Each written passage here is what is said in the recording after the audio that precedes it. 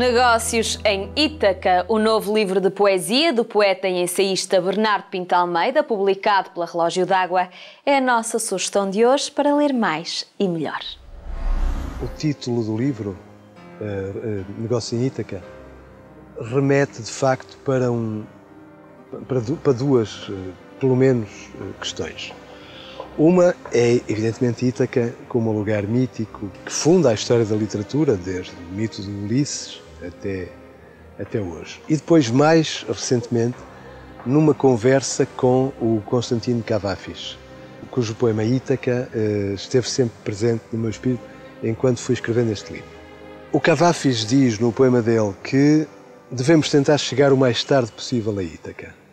Porque Ítaca é maravilhoso, Ítaca tem as mais belas mulheres, tem os perfumes, tem os vinhos, tem tudo, mas por isso mesmo devemos tentar chegar o mais tarde possível. E é muito bonita essa ideia do atraso relativamente à Terra Prometida. Bom, porque, em certa medida, a própria poesia é a Terra Prometida, não é? E, portanto, Ítaca faz aqui figura da própria poesia. E Negócios em Ítaca é apenas essa história de voltar à poesia. Depois, é acerca de outra questão, que é uma coisa que me tem preocupado bastante, é que a poesia portuguesa contemporânea, em meu entender, Portugal já não é um país de poetas. Portugal era um país de poetas quando era o Cesário, o Camilo Peçanha, o António Nobre, o Teixeira de Pascoais, talvez o Pessoa, e depois foi rareando essa dimensão. Portanto, na minha tentativa,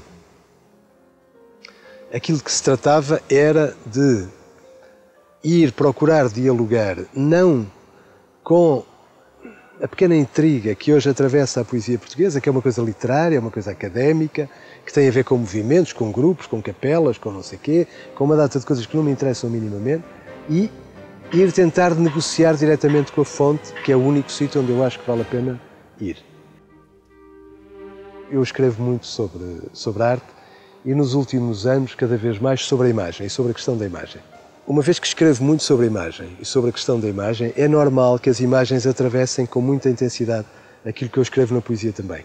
Portanto, as imagens não refletem as coisas, as imagens têm uma vida própria. E então, pegando nestas imagens de Isabel Lopes Gomes, que são imagens que eu gosto, encontrei formas de, por um lado, interromper a cadência do poema, não tornar aquilo demasiado elegíaco, não é? Está-se a dizer uma coisa e depois o poema interrompe e entra uma imagem.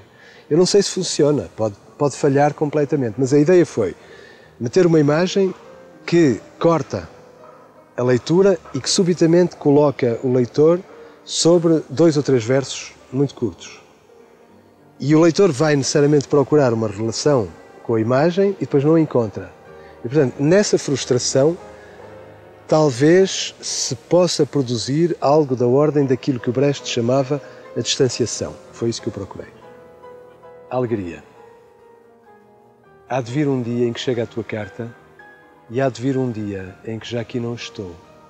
E um momento sem eco a fim de ser silêncio, já sem reverberar da perda nem do dano. E há de haver uma noite para todos os cantos, até os mais obscuros nos limites da voz, e outra que se ergue entre todas sonora de um líquido frio que queima como a neve e faz ver o sol levantar-se com ela. Essa voz que conjuga uma e todas as letras, aquelas que ficaram aquém dos alfabetos, num modo de a tristeza se esquecer de si mesma. E num clarão de luz ou num rasgo inesperado, tornar-se coincidente o que nasceu partido. E há de haver um feixe de rosas muito claras a deitar-se na aurora com a penumbra das casas. Um chão onde se acaba o teu caminho e o meu, onde possa ir deitar-me numa noite sem fim, em que já nada espero. Descubra a poesia de Bernardo Pinto Almeida. Nós temos 3 exemplares para oferecer às 3 primeiras respostas corretas à pergunta: qual a obra que marca a estreia literária de Bernardo Pinto Almeida? As participações devem chegar-nos pelo e-mail lermais-lermelhor@filbox.com. Tenha boas leituras e até amanhã.